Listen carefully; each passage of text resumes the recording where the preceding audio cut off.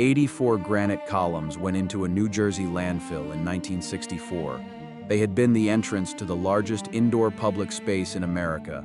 The Pennsylvania Railroad spent the 2026 equivalent of $4 billion building it, and 53 years later, paid men to break it apart with hand tools.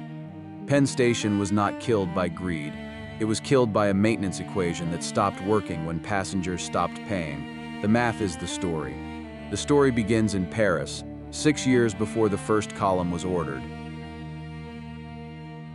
Alexander Cassatt had been president of the Pennsylvania Railroad for 2 years when he walked into the Gare d'Orsay on the left bank in May of 1901. What he saw was electric locomotives gliding into the heart of Paris through tunnels.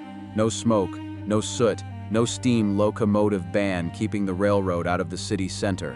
His own road still terminated in Jersey City, where passengers had to be ferried across the Hudson to Manhattan. Cassatt came home with a plan: tunnel under the river, electrify the approach, plant a monumental terminus on Manhattan itself. To do it, the railroad would have to buy an 8-acre hole in the middle of the city and dig through 6 city blocks, which is exactly what they did. Between 1903 and 1906, the Pennsylvania Railroad demolished roughly 400 buildings on the west side. 500 families and 22 saloons were moved. Steam shovels chewed a hole 28 acres wide and 45 feet deep. Tunnels were driven under the Hudson with cast iron rings and compressed air, and 2 men died of caisson disease for every mile of bore.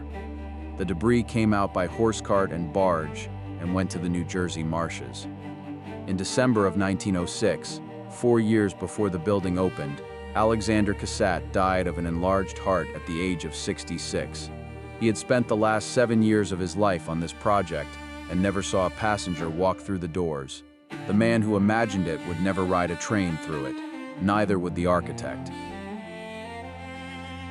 Charles Follen McKim of McKim, Mead, and White had been to Rome twice. For the main waiting room, he ignored every other train station ever built and modeled it on the central frigidarium of the Baths of Caracalla, a 1,700-year-old bathhouse the emperor had built for 1,600 bathers. 84 monumental Doric columns of pink Milford granite, each one 55 feet tall. The room itself measured 314 feet long, 110 wide, 150 high, the largest indoor public space in North America. McKim had a nervous breakdown during the project.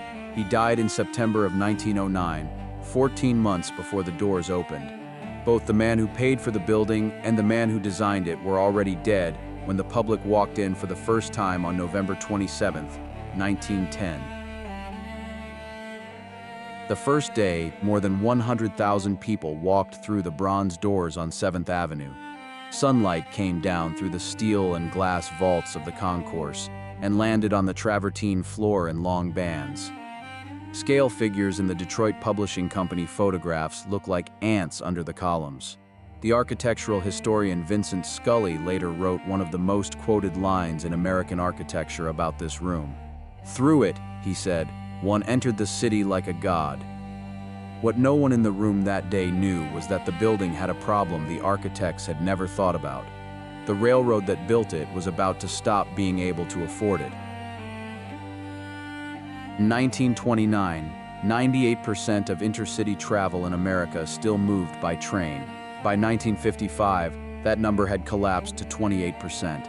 The Pennsylvania Railroad was losing money on every long-distance passenger train it ran.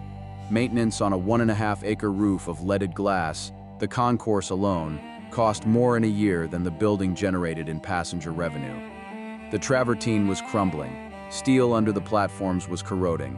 The railroad had 2 choices: spend more than $100 million to restore the building it could not afford to keep, or sell the only valuable thing left under the deed, which was the air above the head house. In 1962, the railroad sold the air. The buyer was a real estate developer named Irving Felt, who held the franchise rights to Madison Square Garden. He paid $115 million. On October 28, 1962, 6 men and 1 woman walked back and forth on the sidewalk in front of Penn Station, carrying picket signs. Philip Johnson was there. So were Aline Sauronane, Norval White, Peter Blake, Jane Jacobs, and the critic Ada Louise Huxtable. They called themselves the Action Group for Better Architecture in New York, or AGBA. It was the first time in American history that architects had organized politically to save a building. They handed out leaflets. They were photographed. They were ignored. The Pennsylvania Railroad's chairman, Stuart Saunders, called the building an anachronism. Vincent Scully, watching the demolition begin, finished the sentence he had started about the waiting room. "Through it one entered the city like a god," he wrote. "One scuttles in now like a rat." Exactly 1 year after the picket to the day the demolition began.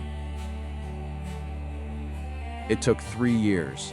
Dynamite was ruled out because the active rail concourse ran directly beneath the head house, and 700 trains a day were still moving through it.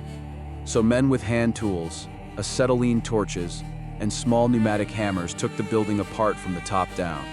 The 84 columns came down one at a time. Adolph Weinman's 2 7-ton sculptural figures, day and night, with the great clock between them, were broken up with jackhammers in 1964 and trucked across the river to a marsh in Secaucus, New Jersey, where they were used as landfill. Stones, eagles, capitals, and the carved travertine balustrades went to the same place. The Madison Square Garden complex was built on top of the underground concourse that remained, but destroying it changed the law.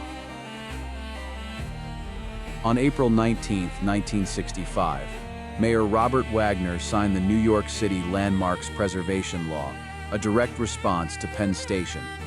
It came too late to save the building it was written for. The following year, a Senate Committee on Interior and Insular Affairs published a report titled, "With Heritage So Rich." The report opened with photographs of the demolition. On October 15, 1966, President Lyndon Johnson signed the National Historic Preservation Act, the law that created the National Register and the Federal Preservation Review process every American building now passes through. The congressional record cites Penn Station by name. Federal historic preservation law in the United States exists because of one demolished building. The law arrived 18 months after the columns came down. By then, the columns were already in a swamp. 8 of the granite eagles survived.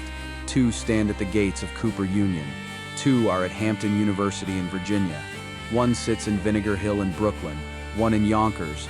1 in Kansas City. 1 on the Pennsylvania Turnpike at Valley Forge. Thousands of other fragments are still in the New Jersey Meadowlands, under the grass.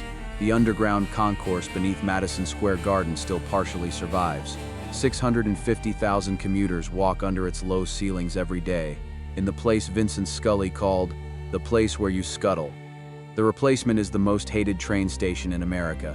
The original cost the equivalent of $4 billion to build and $115 million to tear down. We let it cost too much to keep. For more big stories told small, subscribe. More chapters coming.